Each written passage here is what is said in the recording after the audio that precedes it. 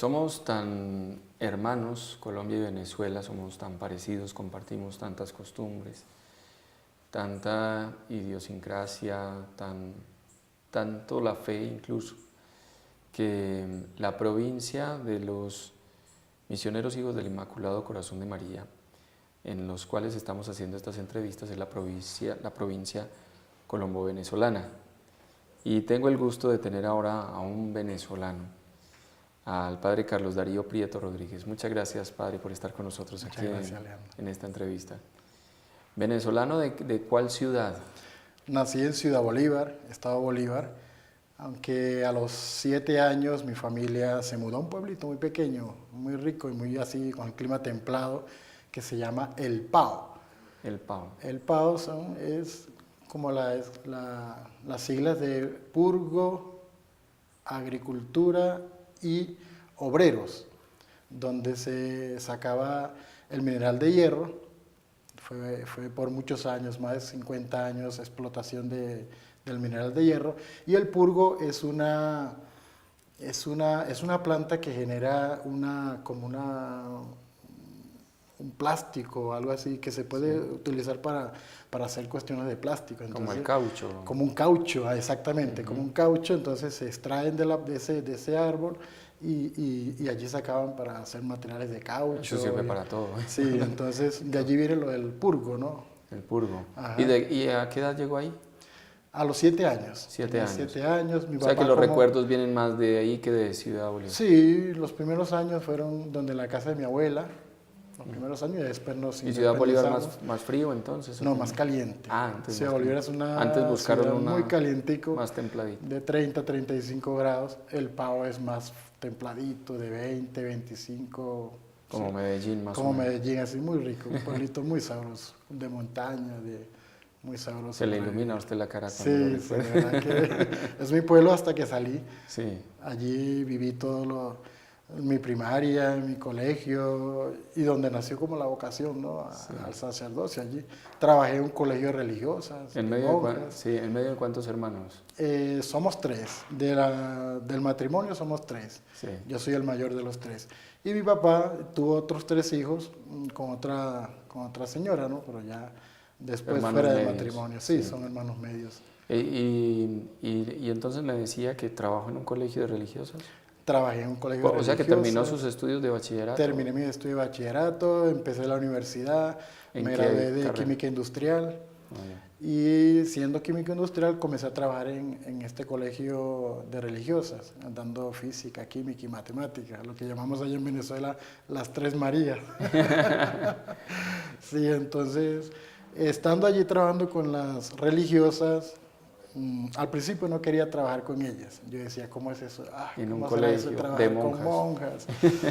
Qué pereza, pero bueno, viendo la situación un poco difícil de la casa, mi mamá me decía, vaya hijo, y por lo menos allí te ayudas, terminas tus estudios. Es que uno tiene una imagen muy equivocada de las sí, monjas, ¿cierto? Como que no, que esas monjas, que no uno sé. dice monjas y se imagina unas señoras por sí, allá aburridas, estrictas, arrogantes. Y al contrario, uno se sorprende. La vida religiosa es una vida amplia, alegre, sí. Son mujeres felices, de una mirada muy clara, que te impulsan. Hay toda una vitalidad muy grande en la religiosa. Por cierto, conocí a una religiosa allí, estando en el colegio, que es de aquí, de Fredonia. Por eso la relación que hay en Colombia y Venezuela es impresionante, ¿no? Países hermanos. Sor Gloria Elena, que fue como digamos, la que me ayudó en este proceso vocacional. Ella era coordinadora de pastoral y con ella hice una relación muy, muy cercana con ella. Trabajamos, como somos músicos, ella toca guitarra, yo también, entonces animamos las convivencias con los pelados. Íbamos a los retiros con los profesores, entonces hicimos una relación muy bonita con ella. Y gracias a ella, la pongo de primero porque con el acompañamiento que me hizo vocacionalmente, que yo no sabía nada de vocación, mi vocación era o ser profesor o trabajar en una empresa, y resulta que gracias al acompañamiento de Sor Gloria, puedo decir, mira, hoy estoy aquí, ¿no? Hoy eres un sacerdote. Conocí a los claretianos a través de las religiosas. Me hicieron una invitación una vez, ni siquiera fue a mí directamente, fue una invitación a unos chicos del colegio, para una convivencia vocacional. Pero Sí. como eran menores, no podían viajar a Caracas Solos. solo. Entonces Ese fue ella el me dice, profesor. Carlito, venga, vaya y acompaña a los muchachos para que hagan su convivencia vocacional. Y el Y vocacionado fue resulté, fui a Caracas con ellos, me metí en la dinámica de la convivencia, sí, de la convivencia vocacional y resulté vocacionado yo. lo viviste a fondo. Sí, Lo viviste sí, con profundidad. prácticamente Y ninguno de los jóvenes ninguno de los jóvenes está, ¿no? maravilloso. Las cosas de Dios, de verdad Sí, que los caminos de Dios son tan inciertos a veces, pero tan certeros, ¿no? sí.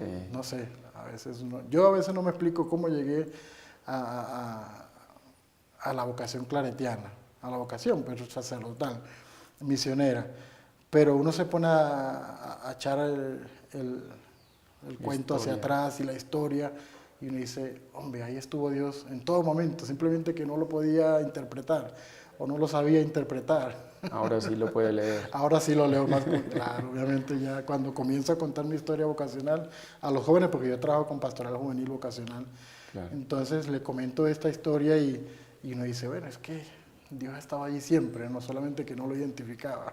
Y siempre está hablando, Siempre está siempre hablando, nos sí, está invitando. Señor. Muy, muy increíble la historia, pero muy maravillosa. Padre, yo quiero que me ayude a entender algo que a veces no alcanzo a comprender del todo, y es la distribución de las provincias. ¿Cómo es que hay una provincia que se llama Colombia, Venezuela, y hay Que es la otra nuestra. que es esta, y hay otra provincia que es Colombia Oriental y Ecuador? Y Ecuador. Y Ecuador. ¿Qué fue lo que pasó? Había una provincia antes que se llamaba solo Colombia, había otra en Venezuela. ¿Cómo era la distribución antes y por qué se llega a esta división? No, había tres provincias, digamos, hablando de estas, habían Sí. tres provincias. Colombia Oriental y Ecuador eran una provincia, o es una provincia. Colombia Occidental, que es esta parte de Colombia. Las dos Colombias, que llamamos aquí entre los claretianos, llamamos las dos Colombias, Las dos Colombias. porque está la Colombia Oriental, que la divide desde el Magdalena al oriente, con sede en Bogotá, y la Colombia Occidental, anteriormente a Colombia Occidental, hoy ya provincia de Colombia y Venezuela, del Magdalena hacia el occidente, con sede aquí en Medellín. Se empezó un trabajo de reorganización a nivel congregacional, no solamente de nosotros, Colombia y Venezuela y Ecuador, sino en toda la congregación, de reorganización de los organismos. Y entre esos, pues caímos nosotros los de Colombia, Ecuador y Venezuela. Eso más o menos se dio en el año 2004, cuando empezó como ese proceso de reorganización con el anterior gobierno general. Y empezó con la formación, y yo puedo decir que estudié allá en Bogotá, siendo de la provincia de Venezuela, la delegación de Venezuela, pero no éramos provincia, delegación de Venezuela, fuimos a la provincia de Bogotá, los de esta provincia de Colombia Occidental también iban a estudiar allá, porque íbamos a empezar ese proceso de reorganización congregacional. Hacia el año 2010, perdón, ya hace de todos esos 5 años, 5 o 6 años de proceso, de diálogos, de reuniones, de ver cómo vamos a hacer esta nueva provincia que se iba a llamar Colombia, Venezuela, Ecuador, ¿sí? Pues surgió como algo como inesperado para nosotros. Los compañeros, hermanos de la provincia de Colombia Oriental y Ecuador decidieron pues no seguir con el proceso de reorganización, tendrían sus razones, sí, más de provincia. Entonces ya se hizo solamente con Colombia Occidental y Venezuela, la delegación de Venezuela. Y así conformamos desde el 2010 hasta ahora la nueva provincia de Colombia-Venezuela, ¿no? Que es la que estamos ahora en este momento, ¿no? Pero son provincias hermanas. Sí, Se quieren, todas las provincias claretianas obviamente somos provincias hermanas, Ay, ¿no? bueno. Lo de la división es más que todo para organización. Administrativa. Sí, más que todo como para tener como cierta organización y obviamente para tener, digamos, nuestros propios parámetros. Una autonomía Sí, autonomía, sí. Y eso lo decía obviamente desde el gobierno general de Roma. ¿Y cómo así que hay provincias y hay provincias dependientes y después vienen las delegaciones? Sí. Cuénteme cómo Eso depende también del número de personal. Para ser provincia independiente se tiene que tener un número mínimo como de 50, 53 hacia arriba, ¿no? Con Sacerdotes. tendencias, sí, misioneros, Misioneros. profesos perpetuos, Que hayan hecho los votos. que hayan perpetuos. hecho votos perpetuos. 53 hacia arriba. Con tendencia a subir, porque pueden tener 53 misioneros, pero que en unos 5 años queden 30, ¿no? Entonces no tienen la tendencia a subir, sino más bien a bajar de rango, de categoría. Nuestra provincia, pues obviamente tiene unos 120, 125 misioneros. Tenemos una tendencia a mantenernos, ¿no? Por varios años frente a esta categoría de provincia. Ya cuando tienen menos de 53, ya podrían pasar a provincia dependiente del gobierno general. Y si baja de 40, ya entonces bajaría de categoría a delegación, que también dependerían de Roma, delegación dependiente. Eso es más que todo como por organización, no es porque nosotros somos mejores que ellos, porque somos provincia y ellos son delegación, o porque, no, nada, sino es más que todo como por organización. Obviamente un personal muy disminuido, obviamente necesitará más, más recursos, o las casas o parroquias, obviamente no tendrán como la mejor atención porque son tan poquitos que necesitan como ciertos apoyos de otras provincias, ¿no? Y cuando el número es demasiado alto, entonces empiezan a aparecer nuevas provincias. Cuando el número es demasiado alto y tiende como a seguir creciendo, como está pasando ahorita en Asia, en la India, que son 4 o 5 provincias, en Indonesia, que ya son 2 provincias, en África también, en Nigeria.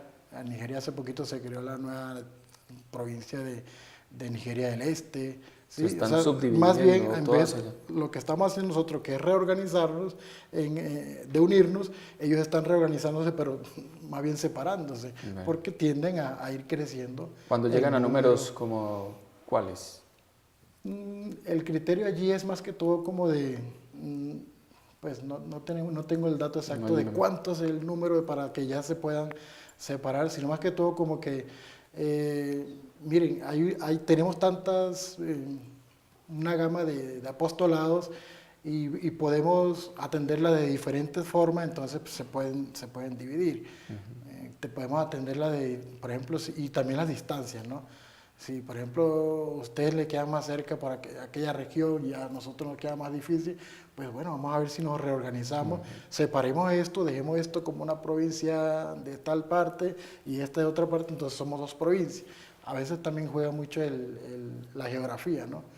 Para poder hacer como una reorganización. Y en las provincias se pueden solicitar entonces la ayuda de misioneros cuando están con un número bajo. Sí, de cualquier lugar del mundo. De cualquier lugar del mundo, porque somos misioneros para el mundo, como dice el padre Claret, misioneros para todos, ¿no? Hoy se pide mucho, supongo yo, que en Europa.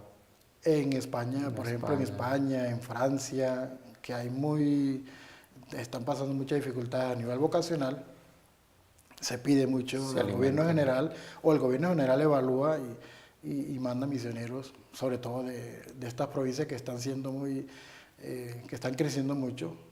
Nigeria, la India, Indonesia y otros países africanos, y están mandando muchos misioneros para Europa, ¿no? Francia, España, al mismo Italia, se están llenando mucho de misioneros de Asia y de África.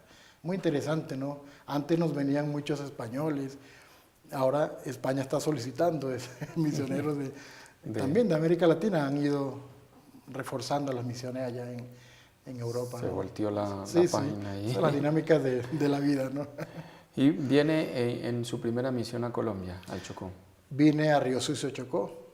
Allí estuve 2 años de misionero, trabajando con la gente, con todo lo que ya nuestros misioneros antiguos, por más de 60 años que tenemos allí más o menos en Río Sucio, pues apoyando ya lo que ya estaba, y obviamente teniendo como la perspectiva misionera de estar con la gente. Que se han pasado unos años muy difíciles, según el relato de los mayores, de mucho conflicto, de mucha violencia, las poblaciones que han tenido que ir y volver también con la ayuda de ustedes en estos campos de paz.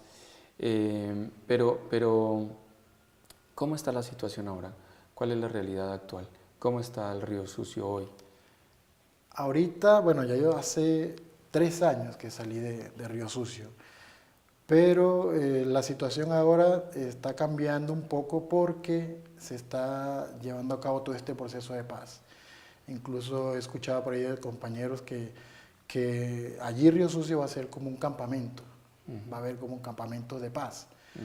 Donde Como una zona de concentración. Sí, ONGs, organismos tanto del gobierno como, sí, para ayudar un poco al proceso este, porque ha sido una de las zonas más afectadas.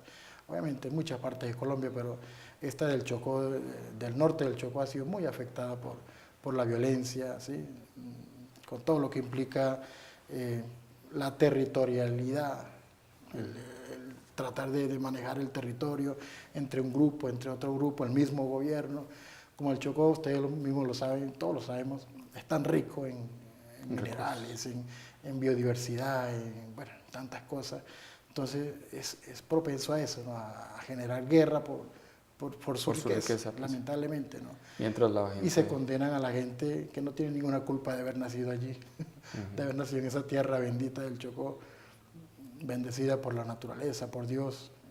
Entonces, bueno, eso nos corresponde a nosotros acompañar esos procesos y estar allí con la gente, ¿no? Es importante. Y uno dice, bueno, un venezolano en el Chocó, viviendo el sufrimiento de nuestro país, en el momento en el que su país también está sufriendo tanto, sí. Tiene que estar atento a la realidad de aquí de Colombia y también atento a la realidad de Venezuela. ¿Qué le refieren a ustedes de su país? ¿Sigue los acontecimientos? Sí, sí. Como misionero, ¿cómo ve la situación en Venezuela? Es difícil cuando uno habla con su familia, le comentan cosas, lamentos, desesperanza. Y la misión, por lo menos nuestra misionera, católica, cristiana, es de brindar esperanza. Obviamente hay situaciones muy difíciles, aquí y allá, hay situaciones dolorosas, hay situaciones donde a veces podemos decir, bueno, tiremos la toalla, pero nosotros los cristianos no debemos de tirar la toalla. Nosotros los cristianos tenemos que llevar la batuta de la esperanza. Somos personas para la esperanza. Obviamente, metiéndonos en el campo del dolor de la gente, sembrando pues esa semilla del Evangelio que el Evangelio es eso, generar esperanza, compasión, consentir con esa otra persona, meterse en el barro con ella y a pesar de la dificultad de la vida, pero mostrar siempre como ese sentido positivo de las cuestiones, ¿no? Los dinamismos históricos nos han hablado muchas veces de que cuando el cristiano está metido en el terreno allí, en el barro de la gente, pues se pueden generar procesos interesantes, ¿no? En la vida. Y bueno, yo cuando hablo con mi familia y me comienzan a comentar situaciones difíciles y esto y lo otro, pues me toca brindarle un ápice de esperanza, ¿no? Adelante, siguen luchando, vamos a salir adelante y bueno, brindar como ese espacio distinto, como el ambiente que se crea de desesperanza muchas veces. Esa es una misión nuestra, sí. De todo cristiano, ¿no? Y mucho más nuestra misionera. ¿Y cuál salida ve usted para Venezuela? ¿Qué cree? No tanto política, ¿cuál es la salida de Venezuela? Mire, yo le he dicho a mi familia y a los amigos que me llaman y me comentan todo eso, nosotros en Venezuela habíamos vivido una bonanza por muchos años, petrolera y todo esto, y creíamos que vivíamos en un paraíso, y obviamente es un paraíso. Venezuela a nivel de naturaleza, de paisajes, así como aquí en Colombia, somos países privilegiados en eso. Pero muchas veces nos olvidamos de sembrar lo que de verdad es fundamental en la vida, no es la apariencia. Lo que pudimos haber caído muchos en ese error de vivir de muchas apariencias. Y ahora que viven esta situación difícil, yo les digo, miren, esto nos va a servir y nos está sirviendo mucho para bajarnos de esa apariencia, para vivir de lo fundamental, de lo que el ser humano es desde dentro, que es lo más importante. Y yo les decía, para mí, esto nos tenía que haber pasado hace mucho. No estoy diciendo que lo malo es lo, sino que desde lo negativo podemos sacar muchas cosas positivas. Y el pueblo venezolano mañana, cuando podamos hablar de esto ya como un pasado, podemos decir, mire, esto nos pasó porque vivíamos de esta manera y ahora aprendimos a vivir mejor. Con, ¿sí? con mucha esperanza. Con más esperanza, lo claro veo, que sí. Lo veo usted. Sí, y claro con esperanza sí. lo veo en el Chocó, con esperanza lo veo en Venezuela y con tranquilidad y alegría también en una situación personal que le ocurrió. Sí. Viene un diagnóstico para usted que tal vez es inesperado por su juventud. Sí, ¿no? claro. Cuéntenos qué fue lo que pasó.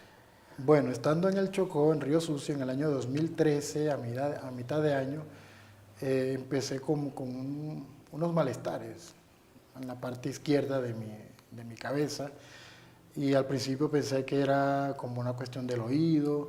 Vine a Medellín, me hice un tratamiento del oído, me pusieron un tubo de ventilación porque comencé a tener líquidos en el oído medio izquierdo y resulta que pues siguió la cuestión, siguió como la dificultad.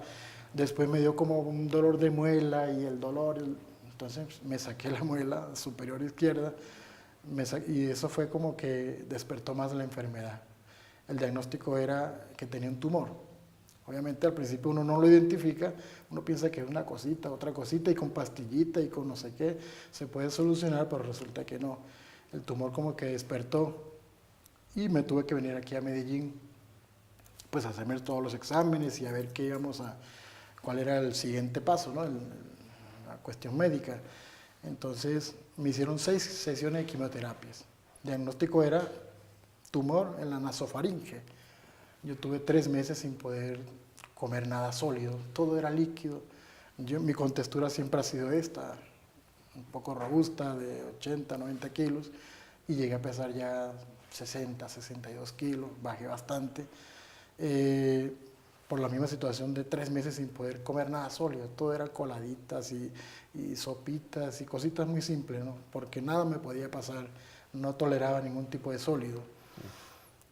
Hay algo interesante en el proceso de sanación, eso fue estamos hablando de septiembre, cuando me diagnosticaron ya precisamente qué era lo que tenía, septiembre, octubre y en noviembre, todo el proceso de exámenes, de biopsias. En noviembre yo empiezo a sanar. Fue algo inesperado, o más bien inexplicable. ¿De qué año? Del mismo 2013. Del 2013. Estamos hablando siempre de 2013, ¿sí? Desde que empecé como con la cuestión, desde julio, agosto, septiembre que vine a Medellín, porque mire todo lo que tuve que esperar para poder decidirme con orden del provincial, obviamente, de venirme a Medellín a hacerme los exámenes. Uno un poquito terco y a veces uno dice, no, esto con una pastillita, con un antibiótico, una cosita se me va pasando. Y resulta que no, más bien se iba agudizando más el problema. Entonces el padre Javier, provincial, me llama y me dice, véngase a Medellín, véngase con sus cosas y usted tiene que hacerse un tratamiento y usted tiene que hacerse sus exámenes para ver qué es eso, qué es lo que le está pasando. Y bueno, así lo hice, obviamente, y ya. Septiembre, en biopsias, ¿sabe que las biopsias siempre demoran sus 15, 20 días para que den resultado? Me hicieron 3 biopsias para poder detectar qué era lo que tenía. Hasta que la tercera me dijo, bueno, esta es un tumor. Es un tumor maligno de la nasofaringe y por eso el problema para poder tragar, ¿no? Cuando el médico me pregunta, bueno, padre, ¿y usted a qué se dedica? Pues, ¿a qué trabaja? ¿Cuál es su trabajo? Y yo le explico que, bueno, yo estuve en el Chocó y a veces la situación de violencia, lo difícil de la vida de las personas, todo eso lo va afectando a uno.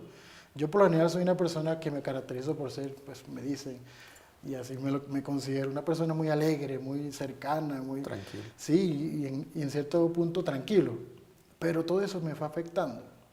Como no lo expresaba, entonces el médico cuando me pregunta, ¿y usted qué se dedica? Yo le expliqué qué hacía en el Chocó, que nos tocaba en las comunidades, en las veredas, por allá, por los caños, en los ríos, y ver situaciones dolorosas de la gente, tristes. Obviamente eso me fue afectando y uno dice, aquí pasó algo, no pude expresarlo, no pude sacar todo eso. Entonces el doctor me dijo, padre, la próxima vez por lo menos grite. No se quede con eso. Desde entonces viene gritando. Sí, desde entonces ya puedo decir, aunque sea con la almohada, y digo lo que tenga que decir para sacar, porque bueno, eso me generó... Pero en 3 meses una recuperación muy rápida sí, y milagrosa. no había empezado ni siquiera la quimioterapia. La quimioterapia la empezamos en diciembre, el 3 de diciembre. Y en noviembre, yo recuerdo que mi madre vino de Venezuela, vino a atenderme, a estar conmigo, y ella me hacía siempre como la comidita, la sopita y la cosita. Pero un día me hizo algo como muy de masa, de harina, que lo hacemos mucho en Venezuela, de harina pan, esa harina de maíz, y me hizo unos bollitos, sí, lo que aquí en Medellín bollito suena como otra cosa, sí. ¿no? Pero como unas Sí, empanaditas. una masita, sí, sancochadita, y me la pisó con quesito rallado, y eso me empezó y yo empecé a comer eso, intentando a ver si podía comer, y sí pude. Cuando voy a la cita con el médico me dice, padre, aquí está pasando algo extraño para la ciencia. Aquí está pasando algo, usted lo llama un milagro, nosotros lo llamamos algo, no sé, medio una frase allí. Usted está empezando ¿Y usted se lo atribuye a esa sopita de la mamá? Obviamente la ¿Cómo se llama la mamá? Hilda de Prieto. Le dicen Pipina. Pues ya hay que decirle Santa Hilda. Esa mujer es un santo, es una santa de verdad. Padre, se nos acabó el tiempo, pero muchas gracias porque nos ha ayudado a comprender muchas cosas. Primero lo que significaba esta relación de Colombia con Venezuela, todo el trabajo y la situación del Chocó y también la realidad venezolana, y bueno, cómo el Señor también se va manifestando a través de su vida, estando muy joven, pero con cosas contundentes donde uno dice, aquí ha estado la presencia del Señor, desde el momento en que elige la vocación y la forma como lo elige, hasta el momento como va. Mucha disponibilidad, supongo yo, para el futuro, frente a la congregación, que es una de las características principales del misionero, ¿no? Absoluta disponibilidad. Actualmente estoy en la comunidad de Sincelejo. Sí. Estamos trabajando allí y bueno, y lo que va de año llevamos trabajando allí y contento de verdad, muy contento, gracias a Dios. Muchas gracias. Con mucho trabajo. Que Dios lo bendiga. Gracias, Alejandro. Que Dios te bendiga. Okay.